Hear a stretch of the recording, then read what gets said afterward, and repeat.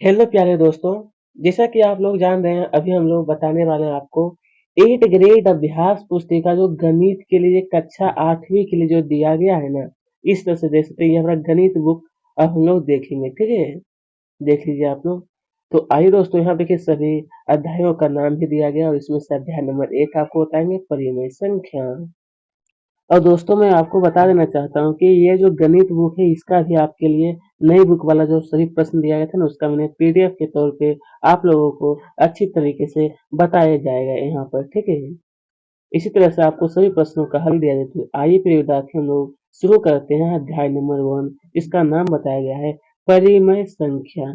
देखिए परिमेय संख्या देखिए तो इसमें से पहला प्रश्न जो पूछा गया था इस पर लिखा गया था ना एक ब्लू कलर में कि प्रश्नों को पढ़कर दिए गए विकल्पों में से सही उत्तर चुन कर लिखिए और सामने दिए गए सही घेरे को भरिए। ठीक है, क्वेश्चन नंबर 1 में क्या कहा गया है तो कहा गया है आखिरकार शून्य के लिए निम्नलिखित में से कौन सा कथन सत्य है? शून्य के लिए तो आपको यहाँ पर चार ऑप्शन दिया गया तो ऑप्शन नंबर ए जो आप देख रहे हैं ना, ऑप्शन नंबर ए परिमेय संख्याओं के योग के लिए तत्समक ये हमारा बिल्कुल सही है। और यहाँ पर आपको क्या करना है, ए ऑप्शन देखें यहाँ पर आपको क्या करना है, गोल घेरे में आपको रंग भी देना है और यहाँ पर टिक लगा लीजिएगा, ठीक है? चलिए प्रश्न एक तो हमारा पूरा हो चुका है। अब देखिए क्वेश्चन नंबर 2 में इससे कहा गया था कि 2/3 की समतुल्य समतुल्य परिमेय संख्या का एक कौन सा है तो क्या 3/2, 4/9, 4/6 या फिर 9/4। तो यहाँ पर होगा सी ऑप्शन। देखिए यहाँ पर कलर किया गया है ना, सी वाला बिल्कुल सही है, ठीक है? 4/9। आइए क्वेश्चन नंबर 3 में फिर जैसा कहा गया है यहाँ पर कि निम्नलिखित में से कौन सी, आखिरकार पूछा गया है कि कौन सी संख्या अपने मानक रूप में है। मानक का मतलब होता है दोस्तों कि अपने क्रमबद्ध तरीके में। देखिए 1/2 जो देख रही है हमें क्या है, बिल्कुल सही है, ठीक है? 1/2 ये सी ऑप्शन सही होगा। यहाँ पर कलर मैंने आपको बता दिया हूँ, यहाँ पर आपको सही तरीके है। चलिए नंबर 4 में से यहाँ पर कहा गया कि एक एक 7/2 मीटर लंबाई वाले कपड़े में से 5/3 मीटर कपड़ा काटने पर कितना कपड़ा शेष बचेगा। आखिरकार कितना कपड़ा है जो कि वह शेष बचेगा। ये आपका है 12/5, 11/9, सो 11/6, 2/6 या फिर 31/6। तो इसमें क्या आपको शेष तो आपको क्या है ना 7, यहाँ देखिए मैं बता देता हूँ 7/2 माइनस 5/3। जब आप ये दोनों को घटाइएगा तो आपका सही आंसर होगा बी वाला 11/6, ठीक है? चलिए यहाँ पर दोस्तों आपको कहीं पर कोई परेशानी भी नहीं होता होगा, ठीक है? बिल्कुल आपको अच्छी और सही तरीके से आपको बताया भी जा रहा है।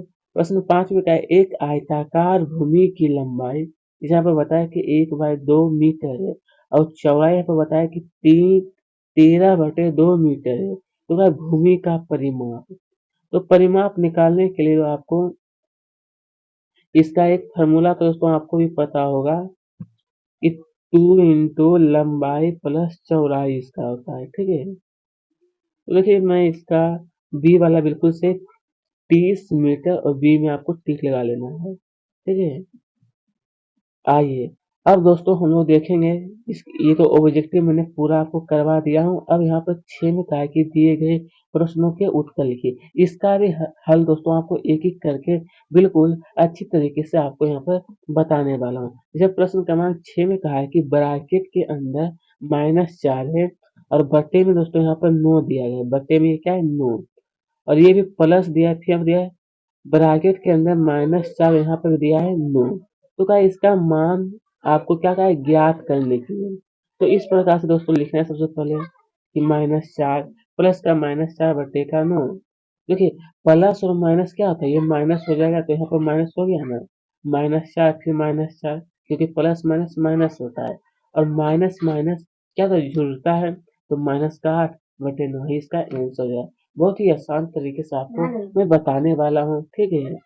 चलिए इसके आगे फिर कहा है क्वेश्चन नंबर 7 देखिए तो 7 में आपको कहा गया था ना, ये जो दिया गया है सरल क्रिया, तो भाई इसका इस तरह से आपको करना है। सबसे पहले लिखना है प्यारे विद्यार्थी कि 3/7 गुने 28/15। ये देखिए क्वेश्चन में दिया है और क्वेश्चन में आपको यहाँ पर भाग का चिन्ह दिया है। तो यह क्या दोस्तों कि जब इसको ये जो 5 नीचे दिया है, जब इसको ऊपर ले जाते हैं ना तो ये भाग जो होता है वो गुना में बदल जाता है। तो गुना 5/14 हो जाएगा। उसके बाद जब इसे आप लोग काटिएगा देखिए 7 दूना 14, सत्या के 7 चौक 28 ये हो गया। अब यहाँ पर आप लोग देखिए ये 5 से 15 ये 3 बार में कट गया और 3 से 3 ये कट गया। अब यहाँ पर बचा 1/7 बच गया। और देखिए 2 से 4 भी कट रहा है 2 बार में।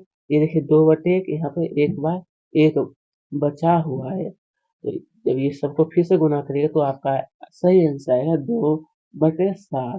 ठीक है, इस तरह से हल कर लीजिए इसे भी। आइए दोस्तों अब यहाँ बताया क्वेश्चन नंबर 8 कि एक यहाँ पर बताया कि एक हवाई जहाज का यहाँ पर बताया गया है कि 1 घंटे में 1020 किलोमीटर दूरी तय करता है तो वह 25/6 घंटे में कितनी दूरी तय करेगा।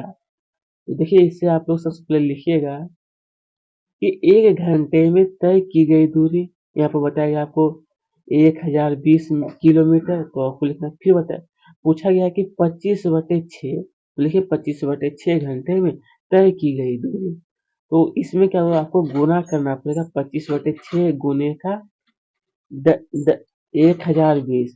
ये दोनों को जब आप गुना करिएगा तो 6 से ये देखिए 6 से ये हमारा जो कटेगा ना तो 6 से करेंगे तो ये हमें 170 यहाँ पर बचता है। ठीक है 170 तो यानी कि 25 गुने 170 करेंगे तो हमारा 4250 किलोमीटर। चलिए इसी के साथ यह भी हमारा पूरा हो चुका है और मैं ज़्यादा बढ़ा के अच्छी तरह से आपको सही और सटीक आंसर यहाँ पर दिया जा रहा है। फिर कहा है कि वित वितरकता के उपयोग से निम्नलिखित का मान ज्ञात कीजिए। तो आइए दोस्तों ये देखिए आपका यह प्रश्न दिया गया था इस तरह से और इसका हल मैं आपको बता रहा हूँ यहाँ पे देखिए। तो सबसे पहले हल में आपको ये लिखना है 6/5। ये हमारा क्या है बड़ी ब्रैकेट यहाँ पर सॉरी ये बड़ी ब्रैकेट नहीं ये हमारा मंझली ब्रैकेट जिसको हम लोग कहते हैं। ये बीच वाला जो ब्रैकेट होता है ना वही 6/5 गुने का ये जो दिया है, ये आप लोग नोट कर लीजिए। फिर देखिए उसके बाद 6/5 गुने का ये हमारा छोटी ब्रैकेट के अंदर -3/12 प्लस में 5/12 दिया है। और जब इसे आप लोग क्या करेंगे ब्रैकेट के अंतर्गत है तो इसे आपको सबसे पहले हल करना होगा। तो 6/5 ये दोनों को हल करिएगा तो हमारा -3 प्लस का 5/12। तो देखिए -3 और -5 है तो 3 में से ये प्लस में है ना तो घट जाएगा तो हमारा यहाँ पर बचेगा 6/5 गुने का 2/12। ये दोनों को जब 6 से 12 देखिए कट गया ये तो यानी हमारा बच गया 2/10। यहाँ देखिए 1/5 यहाँ पर भी 1 हाँ 2 से 2 फिर से यहाँ कट ही रहा है ना इसीलिए तो यहाँ पर बचेगा हमारा 1/5 फिर यहाँ पर फिर बचेगा 1/1। तो ये दोनों को हल करेंगे तो हमारा सही आंसर आएगा 1/5। ठीक है तो चलिए विद्यार्थी अब हम लोग देखें क्वेश्चन नंबर 10। तो 10 में कहा है कि यदि यदि हमें पूछा गया कि 143/62 किलोमीटर लंबे तार को बराबर बराबर लंबाई के 26 टुकड़ों में बांटा जाए तो प्रत्येक टुकड़े की लंबाई क्या होगी। यानी इसमें कहा 26 टुकड़े में आपको यहाँ बताया बांटा जाए तो सबसे पहले आपको लिखना है कि तार की लंबाई। तो देखिए तार की जो लंबाई क्या है यहाँ पर बताया गया आपको 143/62। आपको यहाँ पर लिख लेना है। ठीक है यहाँ पर टाइप करना शायद भूल गए थे। फिर लिखना है आपको 26 टुकड़े करने पर प्रत्येक टुकड़े की लंबाई। चलिए मैं आपको नीचे में बता देता हूँ लंबाई। हाँ ये आपको लिखना है। उसके बाद नीचे में जो आपको नोट करना है ना फिर ये आप लोग लिखिएगा लंबाई जो हो दिया उसके बाद लिखना है यहाँ पे इसके बराबर में ये 143/2 और यहाँ पर भागा का चिन्ह दिया है 26/1। ये दोनों को जब आप लोग भागा करिएगा तो 143 है और ये क्या होता है भागा जो होता है इसको 26 ऊपर में अगर इसको नीचे ले जाना चाहेंगे तो क्या होता है कि गुना का चिन्ह दिया जाता है, तो ये उल्टा हो गया ना। अब इसे आप लोग काटिए, तो हालांकि ये कटेगा नहीं तो 143, ये दोनों को गुना के 26 गुना 52 ये होता है। तो इस तरह से आप लोग इन्हें भी हल कर लीजिएगा। यानी कि दोस्तों ये मैं दो दो सही 39/52, ठीक है। अब देखिए यहाँ पर फिर पूछा है नंबर 11 देखते हैं, तो क्या है, एक किसान के पास 49.4/5 हेक्टेयर क्षेत्रफल का एक खेत है। वह इसे अपने एक पुत्र और दो पुत्रियों में बराबर बराबर बांटना चाहता है, तो प्रत्येक के भाग का क्षेत्रफल ज्ञात कीजिए। तो आइए दोस्तों इसका भी हल देखिए, आपको अच्छी तरह से आपको हल करवाऊंगा मैं। यहाँ पर बताया सबसे पहले लिखना है चूंकि। इस तरह का जो आप देखते हैं ना लिखा हुआ था, तो उसका मतलब है चूंकि। और चूंकि का अर्थ होता है कि यानी ये प्रश्न में ही दिया गया है। का क्षेत्र का कुल क्षेत्रफल ये क्या है, हमारे प्रश्न में ही दिया गया है ना, इसी को हम लोग कहते हैं चूंकि। और इसका सिंबल इस तरह से हम लोग देखते हैं, ठीक है। लिखना है कि 49.4/5, तो इसे हम लोग दोस्तों इस तरह से लिख सकते हैं ना, 249/5 हेक्टेयर। क्योंकि ये दोनों को गुना करते हैं, गुना करने के बाद ये फिर जितना था उसके बाद ऊपर जो रहता है संख्या, उससे हम लोग जोड़ने के बाद ये हमारा 249/5 आता है। उसके बाद फिर लिखना है कि इसलिए। ये जो आप लोग देखते हैं इस तरह का जो सिंबल, इसको हम लोग कहते हैं इसलिए। इसलिए का मतलब होता है कि अब हमें ज्ञात करना है। तो तीनों में बराबर बांटने पर प्रत्येक का भाग, तो इस तरह से आपको लिखना है। उसके बाद क्या है, तो 3 भाग में बांटना है, तो आपको 3 से भागा करना पड़ेगा। तो आप लोग भागा करिएगा तो ये भाग में फिर गुना होगा, तो 3 नीचे आ जाएगा। तो नीचे आएगा 3 से 249 कटेगा, ये हमारा 83 भाग में, ठीक है। यानी यहाँ पर बचा हमारा 83/5। तो इसे हम लोग दोस्तों लिख सकते हैं 16 सहित 3/5 लिख सकते हैं ना। इसी के साथ यह भी पूरा हो चुका है। और इस तरह से अगर आप निकालना नहीं जानते हैं, तो आपको क्या करना है दोस्तों कि 83/5 करिएगा, तो यहाँ पर जो संख्या आता है उससे हम लोग यहाँ पे थे 16 है, यहाँ पर आप लोग भागा करिएगा तो आपको 16 आएगा। और नीचे में जो आपको शेष बच जाता है उसे हम लोग ऊपर में लिखते हैं, ठीक है। चलिए नंबर 12 में फिर कहा है कि क्या क्या हल 1 सही 2/3 का गुणात्मक प्रतिलोम 0.6 है, क्यों अथवा और क्यों नहीं, वो आपको यहाँ पर बताना है। तो आपको क्या करना है, यहाँ पर लिखना है कि 1/2/3, तो इसे हम लोग इस प्रकार से लिखते हैं, 5/3 लिख सकते हैं। उसका 0.6 दिया है, तो इसे हम लोग लिख सकते हैं दोस्तों, दशमलव को जब हटाते तो नीचे में क्या था, एक 10 यानी एक जीरो लगता है ना, यानी 10। अगर 2 दशमलव को हटाएंगे तो नीचे में हमारा क्या था, 100। 3 हटाएंगे तो हमारा 1000। इस तरह से हम लोग संख्या देते हैं। तो दशमलव में हमारा एक दिया है 6, तो इसे हटाने के लिए नीचे में 10 देते हैं। तो अब क्या होता है दोस्तों, ये दोनों को जो हम लोग काटेंगे, 2 से कट जाएगा, 2 तिया 6 और 5 बार में कटेगा, यानी 3/5 ये बच गया। तो फिर नीचे में आपको लिखना है कि 1 सही 2/3 का गुणात्मक प्रतिलोम 0.6 है, क्योंकि दोनों का गुणा करने पर गुणनफल 1 प्राप्त होता है, इसीलिए, ठीक है। आइए प्रिय विद्यार्थी, अब यहाँ पर कहा है नंबर 13 में कि नीचे दी गई सारणी कुछ समान पदार्थों के उन भागों को प्रदर्शित करती है जो पुनः प्रयुक्त किए जाते हैं। क्या, जो पुनः प्रयुक्त। देखिए इस तरह से आपको सारणी में क्या है दिया गया है आपके बुक में ही। आइए इससे संबंधित कुछ प्रश्न है यहाँ पर। क्या कागज के पुनः प्रयुक्त व्यक्त करने वाली परिमेय संख्या 1/2 से अधिक है या 1/2 से कम। देखिए यहाँ पर आपको 2 प्रश्न दिया है ना, तो पहला का हल करिएगा। लिखना है सबसे पहले कि कागज के पुनः प्रयुक्त व्यक्त करने परिमेय संख्या जो होता है वो हमारा 5/11, परिमेय संख्या 1/2 से क्या है, कम है। ये आपको लिखना है। उसके बाद देखिए दूसरा प्रश्न जो कहा था, बड़े से छोटे क्रम में पुनः प्रयुक्त प्रयुक्त मात्राओं को व्यवस्थित कीजिए।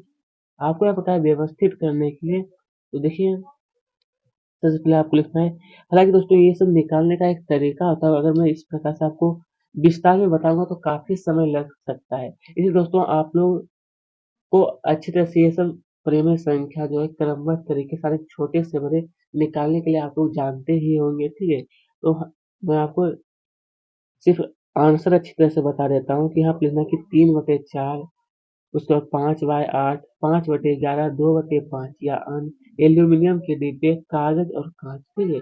इस तरह से यह भी दोस्तों हमारा पूरा हो चुका है। आइए नंबर यहाँ पे जैसे कहा गया है कि 3 विद्यार्थी ए, बी और सी अपने घर से विद्यालय के लिए क्रमशः वो बताया कि 5/4 किलोमीटर, 3/4 यहाँ पे बताया 7/5 किलोमीटर दूरी तय करते हैं। तो इसमें से पहला प्रश्न पूछा गया है कि विद्यार्थी ए और बी की दूरी का अनुपात, आपको यहाँ पर अनुपात का है निकालने के लिए। तो आइए पहला प्रश्न का हल इस तरह से करना होगा आपको। लिखना है कि ए जो है, ए का जो दूरी कितना है 5/4 किलोमीटर और बी का 3/4 है और सी का 7/4 किलोमीटर है। तो पहला प्रश्न कहा है कि इसका अनुपात निकालना, तो लिखना है कि ए और बी का अनुपात इस तरह से निकालना है। अनुपात निकालने के लिए आपको भागा करना पड़ता है। सबसे पहले तो लिखना है 5/4 भागा 3/4।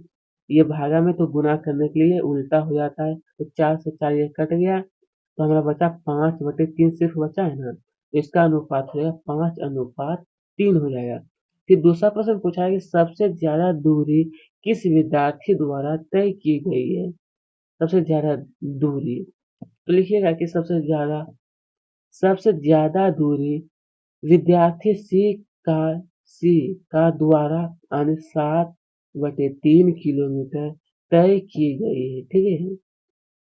चलिए इस तरह से दोस्तों हमारा यह प्रश्न का भी उत्तर मैं आपको हल करा दिया हूँ। आइए नंबर 15 फिर जैसे कहा गया है ना यहाँ पर कि नीचे नीचे एक मैजिक वर्ग, यहाँ पर कहा है कि मैजिक वर्ग दिया कि उचित संख्याओं को वर्गों में से इस प्रकार भरिए कि प्रत्येक पंक्ति, इसको कहते हैं स्तंभ और विकर्ण के योग बराबर हो।